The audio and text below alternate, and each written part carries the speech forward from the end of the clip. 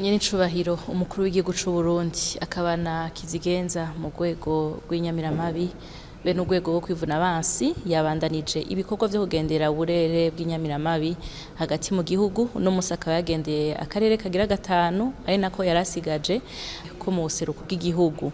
Ako karere kagizwe n'intara za Muyinga, intara ya Karusi be n'intara ya Cankuzo. Uwo mubonano wari ufise intumbero yo kugira ngo barabire hamwe ingene igihugu cifashe muri ako karere k'ubuseruko kuvyerekeye umutekano nkuko yagiye arabikora mu bundi burere. Vyagaragaye ko muri ako karere k'ubuseruko gasanzwe gafitaniye urubibe n'ibihugu bibanyi bibiri umutekano wifashe neza cane. Biranagaragara kandi yuko inyamiramabi zo muri aka karere zifise amateka cane mu kungene bitunganije no kungene bitwara, bigatuma bashobora gukurikirana ivyaha bikozwe, haba ivyaha vyo mu mibano canke ivyaha ndengambibe.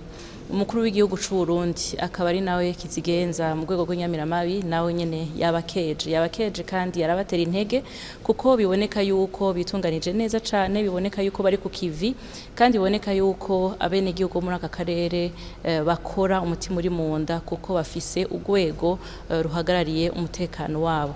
Yabasavye rero kurushirizaho kugira ngo bashigikira imigambi yose y'abenegihugu, y'abikorera utwabo eka n'iya leta yo kubaka yambona kazoza ku Burundi bwishira bukizana, Burundi buteye imbere. Ivyo navyo gute?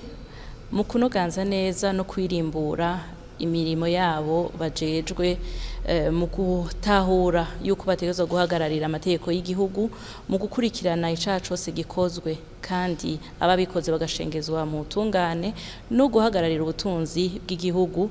Ni gutyo bazoshobora guherekeza neza Uburundi bwose k'abarundi bose gushika kuri yambona kazoza.